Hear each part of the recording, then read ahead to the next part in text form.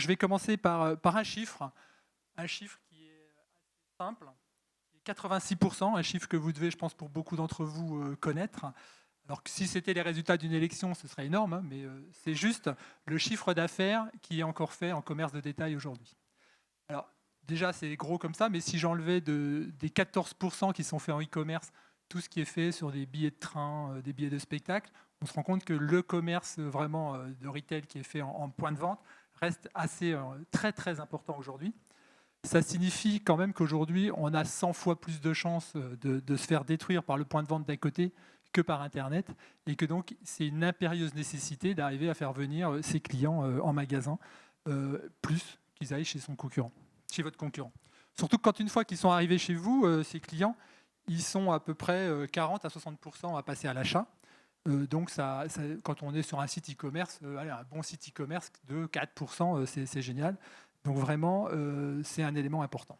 Donc vous avez compris, on va parler de Drive to Store, qui, vous allez voir, n'est pas un concept nouveau, hein, puisque à la fin du siècle, pas dernier, d'avant encore, hein, puisqu'on est fin de 1800, déjà, on voyait avec le bon marché, au bonheur des dames avec Zola, le petit commerce contre les grands magasins, enfin je ne vous refais pas toute l'histoire, donc on voyait déjà pas mal de choses se mettre en place, et surtout les techniques qui commençaient à apparaître, hein, les techniques, la publicité, l'entrée libre, le fait de pouvoir ramener un produit et l'échanger, le fait de baisser les prix, même si on n'appelait pas ça à l'époque des soldes, toutes ces techniques-là, elles existaient. Pardon. Alors vous allez me dire, finalement, qu'est-ce qui change aujourd'hui et pourquoi on reparle encore de ce sujet-là? Alors, ce qui change, moi je vois 3 éléments qui changent. Le premier, c'est la disparition ou l'affaiblissement de certains canaux historiques. Alors, la presse quotidienne, régionale notamment, qui s'érode au fil du temps, hein, moins 15% de diffusion depuis 2015. La presse gratuite, qui est en quasi-disparition. Il y avait la presse gratuite de petites annonces qui a disparu, 20 minutes qui doit apparaître à peu près 3 fois par semaine. Et puis les pages jaunes, moi je ne sais même plus où elles sont, donc tous ces canaux-là historiques sont en train de disparaître. Bien sûr, il y a l'arrivée du digital, mais plus que l'arrivée du digital qui commence à dater, on va dire c'est l'adoption massive du digital, et notamment l'adoption massive du mobile, qui change aussi pas mal les choses aujourd'hui, et notamment qui va changer la capacité de cibler, puisque ça devient un outil individuel, et puis de mesurer les performances. Et puis également des nouvelles contraintes, donc le RGPD avec la disparition du cookie. Je pense que beaucoup d'entre vous étaient habitués peut-être à faire du retargeting avec du cookie pour générer du trafic, donc ça va devenir plus possible. Des nouvelles règles environnementales, le test WePub, qui va démarrer début septembre sur 15 villes et qui va sans doute annoncer la mort du prospectus, hein, puisque quand il va falloir mettre un autocollant WePub sur sa boîte aux lettres, je ne suis pas sûr que beaucoup de gens le fassent. Et puis, dernier point, on va dire la prise de conscience du consommateur qui de plus en plus attend que les marques aient un comportement responsable et durable, et donc remettent en cause certains canaux utilisés, comme bien sûr le prospectus, mais aussi le courrier papier, par exemple, même si on peut se poser la question des fois de l'impact environnemental d'un courrier bien fait et bien ciblé par rapport à un email qui ne l'est pas du tout et à très gros volume. Mais ça, c'est un autre sujet. Donc sur le trafic, moi je suis revenu un petit peu à la base. Donc il y a 3 types de trafic, hein. Quand on veut générer du trafic, du coup il va y avoir des leviers qui vont s'activer sur chacun de ces trafics. Il y a d'abord le trafic naturel. Alors c'est quoi le trafic naturel ? C'est finalement celui qui se fait sans aucune action. Ce qui fait que des gens vont passer devant votre boutique et qui vont rentrer dans votre boutique. Parce qu'ils sont passés dans la rue, parce qu'ils ont entendu parler de vous. Et du coup, là, on est sur les fondamentaux du commerce, avec les 3 premières règles connues du commerce, hein, qui sont l'emplacement, l'emplacement et l'emplacement. Donc ça, déjà, ça fait partie des basiques. Ensuite, il y a la marque, il y a la présentation, enfin, il y a les produits que vous vendez, il y a tout ce qui est dans la boutique et qui va inciter le consommateur à rentrer.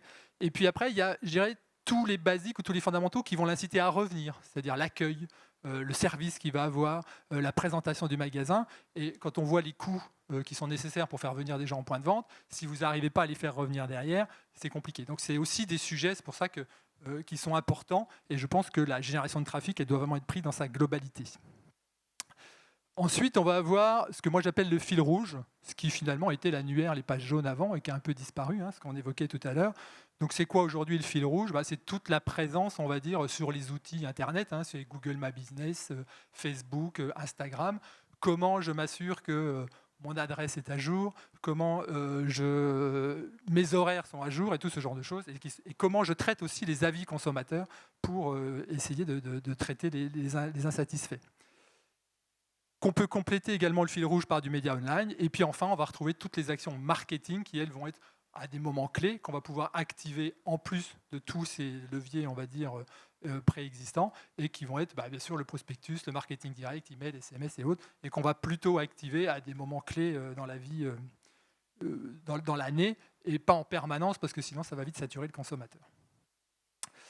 Bien sûr, toutes ces techniques, elles peuvent être utilisées par des réseaux de points de vente, mais elles peuvent être utilisées par des marques pour générer du trafic en trade marketing également dans des réseaux de distribution. Alors, Décuple, on est une agence orientée performance, et donc face à cette complexité, on va dire, et à cette nécessité impérieuse de nos clients de faire venir des consommateurs en point de vente, on a bien sûr développé une méthode, et puis on a aussi mis en place des outils, et des outils orientés data qu'on va activer à chaque plan de la méthode. Notre conviction, c'est que trop souvent, nos clients louent de la data et finalement, après, l'utilisent plus ou moins bien. C'est-à-dire que dans les résultats d'une campagne, certes, il y a la data, mais il y a tout ce qu'on a avant. Il y a le ciblage, qui sont mes clients, comment je vais chercher des prospects équivalents pour pouvoir bien l'activer, quel dispositif je mets en place et quelle création je mets en place. Et puis après, il y a la mesure, mais plus que la mesure, c'est toute l'optimisation des dispositifs. Nous, ce qu'on se rend compte, c'est que pour optimiser correctement un dispositif, il faut au moins 3 ou 4 campagnes. Et du coup, on va modéliser au départ la première campagne parce qu'on a des benchmarks qui vont nous permettre de se donner un objectif, faire une première campagne, analyser les résultats de cette campagne et derrière pouvoir optimiser les résultats. Et on voit qu'au bout de 2, 3, 4 campagnes, ça dépend, on arrive vraiment à avoir des performances qui sont importantes. Donc on y reviendra un petit peu plus tard dans un cas client, mais vous voyez qu'on a, dans la mesure et dans l'adaptation, on a développé une offre qui s'appelle Track in the Shop, qui nous permet justement d'aller mesurer ce trafic jusque dans le magasin et le point de vente. Donc maintenant, je vais vous présenter peut-être 3 cas, ce qui nous permettra d'être peut-être un peu plus concret. 3 cas que j'ai choisis volontairement, très différents, pour essayer de balayer un petit peu tous les sujets que je viens d'évoquer. Alors le premier cas, c'est pour Mylan, qui est un laboratoire, qui fait un produit et qui s'appelle CB12, et donc il souhaitait développer la vente de ce produit CB12. Ce produit, il est là pour, on va dire, traiter la mauvaise haleine. Donc un sujet pas forcément simple à traiter. Donc on a, via notre planning stratégique, finalement identifié 3 situations un peu gênantes pour les gens avec une mauvaise haleine. Donc on a fait une thématique vie familiale, donc je me réveille le matin, voilà. Une thématique environnement professionnel, dans l'ascenseur face à son patron, et puis une thématique rencontre amoureuse au cinéma. Et donc à chaque fois, bien sûr, CB12 vient sauver la vie de celui qui est dans cette situation.